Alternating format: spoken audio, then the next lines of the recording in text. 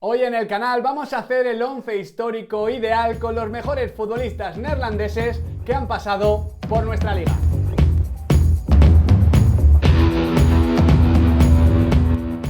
Muy buenas chicos y chicas, ¿qué tal estamos? Bienvenidos de nuevo a Diario de un Periodista Deportivo. Al igual que hicimos hace un par de semanas con los mejores jugadores mexicanos que han pasado por la historia de nuestro fútbol, en un vídeo que por cierto os dejo por aquí recomendado, hoy toca hacer el 11 histórico ideal de los mejores futbolistas neerlandeses que han pasado por nuestra liga española. E insisto, futbolistas neerlandeses procedentes de los Países Bajos, no holandeses procedentes de Holanda septentrional u Holanda meridional. Estas son únicamente dos provincias dentro de los Países Bajos. Y después de esta lección geográfica que muchas veces me tengo que aplicar a mí mismo, porque aquí en España estábamos acostumbrados a llamar a todos los neerlandeses, holandeses en particular, vamos con este 11 histórico ideal que evidentemente tiene una amplia mayoría de futbolistas esblaugranas. De hecho, vamos a comenzar en portería con un exguardameta culé, con un Rutges que llegó a Can Barça en el verano de 1997, evidentemente de la mano de Louis van Gaal. El Barça en esos momentos ya tenía a Víctor Baía, pero Van Gaal se fiaba más de su compatriota, que era un poquito más veterano, más experto y menos tendente al error. Y realmente Ges lo hizo muy bien en el FC Barcelona. Estuvo 3 temporadas, ganó 2 ligas, una Copa del Rey y dejó el pabellón bastante alto. Algo que no se puede decir de sus sucesores, porque luego el Barça, entre Dutruel, Bonano, Rustu, hasta que llegó Víctor Valdés, digamos que no cuidó demasiado bien su portería. En todo caso, en esta posición también tenemos que mencionar como alternativa a Sander Westerveld, el portero de aquella Real Sociedad 2002-2003 que se quedó muy cerquita de quitarle una liga al Real Madrid de Ronaldo Nazario. Por delante de Rutges vamos a plantar una defensa con 3 centrales como Dios manda. Porque ya que estamos haciendo un 11 histórico ideal de futbolistas neerlandeses, pues bueno, nosotros tenemos que ser coherentes y dibujar un 3-4-3. Vamos a comenzar en la posición de central derecho con un Michael Reisiger que también llegó en el verano de 1997 con Louis van Gaal, que había sido su entrenador en ese Ajax, campeón de la Copa de Europa. Reisiger, en su caso, no dejó tan buen recuerdo como Rutges. Cometía demasiados errores, esa defensa estaba muy expuesta, muchas veces jugó también como lateral derecho y aunque disputó 173 partidos en liga con la camiseta culé y ganó 2 campeonatos nacionales, la verdad es que su recuerdo no fue muy positivo. Yo tengo aquí apuntada una frase que creo que describe su caso a la perfección. Fue peor de lo que se pensó, pero también mejor de lo que se decía, sobre todo porque en aquella época, cuando al equipo de Louis van Gaal le iba mal, como había muchos futbolistas neerlandeses, muchas veces se les atizaba desde el entorno. Van Gaal tampoco era muy agradecido con la prensa, la crítica subía y muchas veces pagaban justos por pecadores. Pero bueno, en el centro de defensa vamos a colocar a un futbolista histórico que lo va a compensar absolutamente todo. Vamos a colocar al gran Ronald Koeman, un jugador que, ojo, Johan Cruyff le fichó en condición de centrocampista, lo quería utilizar de 4 para repartir el juego, para distribuir, pero en cuanto Cruyff se dio cuenta que, bueno, Koeman no era el más veloz del mundo y que necesitaba un poquito más de tiempo y un poquito más de espacio, le colocó por detrás más o menos como un líbero ofensivo y a partir de ahí Koeman comenzó a hacer suyo el equipo. Con ese desplazamiento en largo brutal, encontrando a Stoichkov en una banda, encontrando a Vaquero, encontrando a Romario, la verdad es que Koeman era fundamental en ese Barça de Johan Cruyff y además es que anotó uno de los goles más importantes de la historia del FC Barcelona, aquel en Wembley contra la Sampdoria, evidentemente de falta, porque Koeman era muy goleador. Tengo aquí también el registro histórico. Fijaos, en 192 partidos ganó 4 ligas en Can Barça y marcó 67 goles, jugando casi siempre de líbero. Casi nada, ¿eh? Qué bueno era Ronald Koeman. Quizás esto le pesó un poquito a nuestro central que vamos a colocar en el sector izquierdo. Un Frank de Boer que junto a Ronald provocó un traspaso muy mediático, fue uno de los grandes culebrones del verano, pero que no pudo rendir también en Can Barça. Se decía que era el sucesor de Ronald Koeman porque también era súper elegante, tenía mucha calidad pasando, mucha calidad en el corte, pero no lo hizo tan bien. Y encima, en su caso, le tocó tragarse todo el gasparato. Ese Barcelona que iba dando tumbos, cambiando de entrenadores, él ganó solo una liga en las 5 temporadas en las que estuvo en el Camp Nou y por eso su recuerdo no es tan positivo. En todo caso, para esta defensa también tenemos alternativas de nivel. Por ejemplo, John Medgod, central del Real Madrid a comienzos de los 80 y también, por supuesto, un Gio Van Bronckhorst a quien hubiésemos colocado en nuestro 11 ideal de haber contado con laterales. En el mediocentro de este 3-4-3 en rombo he colocado a un Philippe Cocu que hasta la llegada de Dani Alves y la aparición de Leo Messi era el futbolista extranjero que más partidos había disputado con la camiseta del FC Barcelona. Tengo aquí apuntada la cifra, 292. Y además hay que decir que en este FC Barcelona él estuvo muchos años, jugó absolutamente de todo. Le vimos de central, le vimos de lateral, le vimos de mediocentro, de interior, siempre siendo muy competitivo, siempre siendo un futbolista muy sólido y haciendo de comodín junto a Luis Enrique en los vaivenes que tenía esa pizarra de los diferentes entrenadores que pasaron por el Camp Nou. Por eso yo creo que Cocu, después de Ronald Koeman, es decir, de los futbolistas neerlandeses modernos, junto a Patrick Kluivert, es el que mejor recuerdo ha dejado en Can Barça.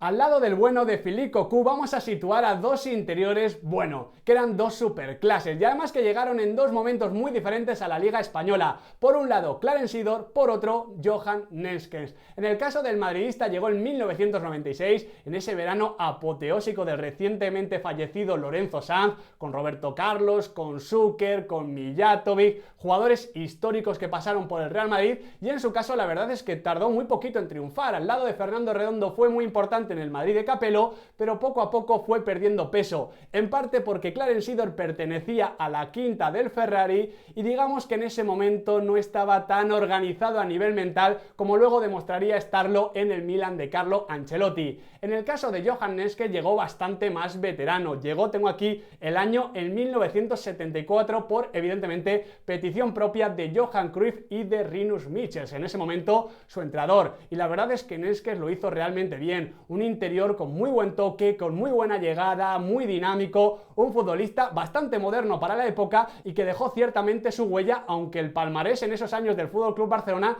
tampoco era como en la etapa contemporánea. De hecho, ganó una Copa y una Recopa a pesar de haber marcado 57 goles en 232 partidos. Para estos dos puestos de interior también tengo dos alternativas de muchísimo nivel. En el lado blaugrana, Edgar Davids. David llegó al FC Barcelona de Frank Rijkaard a mitad de temporada en el mercado de invierno y la verdad es que cambió muchísimas cosas, le dio un impulso tremendo a ese equipo a partir de su energía, su trabajo, su intensidad y evidentemente también su adecuación táctica. En el lado madridista me quedo con un Wesley Sneijder que tuvo una historia parecida a la de Clarence Seedorf, porque llegó, vio y venció prontísimo como interior izquierdo en el Real Madrid Bernd Schuster, ganando aquella liga de forma brillante, pero de repente el entorno de la ciudad, su noche se lo tragó, se lo devoró y hasta que fichó por el Inter y llegó José Mourinho no pudo recuperar su mejor nivel. En todo caso, en el vértice superior de este rombo, como mediapunta, como 10, como Dios manda, vamos a colocar evidentemente a Johan Cruyff, que estuvo 5 temporadas en el FC Barcelona anotando 47 goles y ganando una Liga y una Copa del Rey, más allá evidentemente de los 2 balones de oro que recibió en aquella época. Como veis, su palmarés tampoco es gigantesco, pero evidentemente como futbolista Johan Cruyff sembró la semilla del cambio más importante en la historia del FC Barcelona. Y para finalizar en la parte ofensiva, bueno, primero os tengo que explicar la duda interna que tenía, porque claro, desde el momento que elegí el 3-4-3 para ser coherente, tenía dos opciones. Por un lado, colocar a un delantero y a dos extremos, por otro, colocar una tripleta de atacantes, una tripleta de delanteros. Como para mí esta segunda opción reunía más nivel, más impacto, más títulos, más incidencia, me he quedado con ella. Pero claro, a cambio me ha obligado a descartar por un lado a Mario Overmars, que eso sí, creo que ofreció menos en el Barcelona de lo que se esperaba, sobre todo después de haber pagado tanto por su traspaso, y también he tenido que descartar a un Arjen Robben que tuvo un año espectacular, primero con Schuster y luego con Juan Dos Ramos, tratando de competir de tú a tú con el Barça de Messi y Pep Guardiola, pero bueno, al final solo fue una temporada y creo que merece más su presencia en el 11 los 3 delanteros que voy a comentar. Para empezar, Roy Mackay, para continuar Patrick Kluivert y para finalizar Ruud van Nistelrooy. Comenzamos por el deportivista que estuvo primero 2 años en Tenerife, luego 4 años en A Coruña,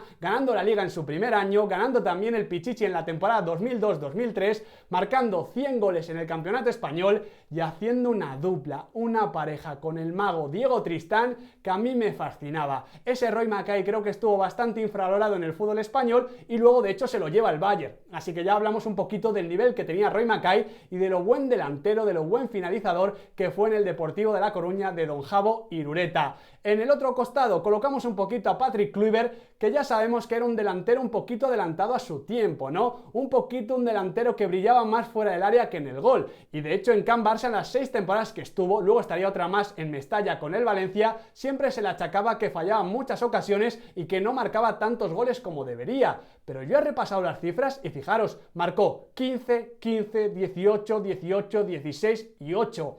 Y tampoco es una cifra de 20 goles, no es espectacular, pero es que en su equipo el máximo realizador, más o menos normalmente, era Rivaldo, que tenía muchísimo gol, y luego también estaba Luis Figo. Yo creo que a Kluivert le penalizó, por un lado, su nacionalidad, por lo mismo que comenté con Reisiger, y luego también el tipo de fútbol que se jugaba en aquel momento. Si Kluivert llega a nacer en este momento, recibiría muchos más elogios que críticas. Y para finalizar, vamos con un delantero clásico, pues de los de toda la vida, de los que siempre funcionan, Ruud van Nistelrooy.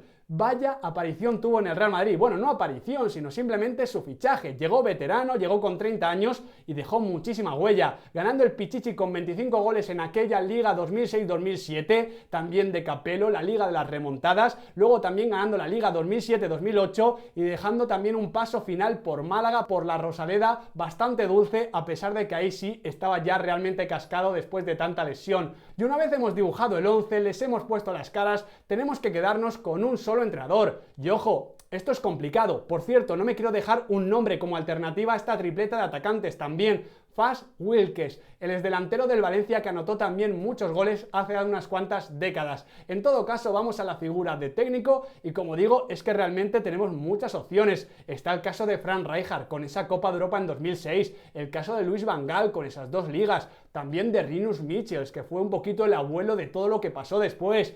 Pero claro, en el momento en el que está Johan Cruyff, pues le tenemos que colocar como jugador, pero también como entrenador. Ganó 4 ligas, 3 supercopas, una Copa de Europa, una Recopa, una Supercopa de Europa y una Copa del Rey. Pero evidentemente lo más importante con Johan Cruyff como entrenador fue la relevancia que tuvo en el Fútbol Club Barcelona en particular y en el fútbol español en general, cómo cambió muchas normas, cómo alteró mucho del estilo que se estaba practicando en el fútbol español. Creo que nada de lo que ha pasado en los últimos 20, 25, 30 años en la liga se entiende sin lo que hizo Johan Cruyff, dando continuidad a lo que antes también había empezado la quinta del buitre en el Real Madrid. Por eso yo siempre he considerado a Johan Cruyff como la persona más influyente de la historia del mundo del fútbol. Y si lo considero así en general, ¿qué voy a decir, por supuesto, del fútbol español?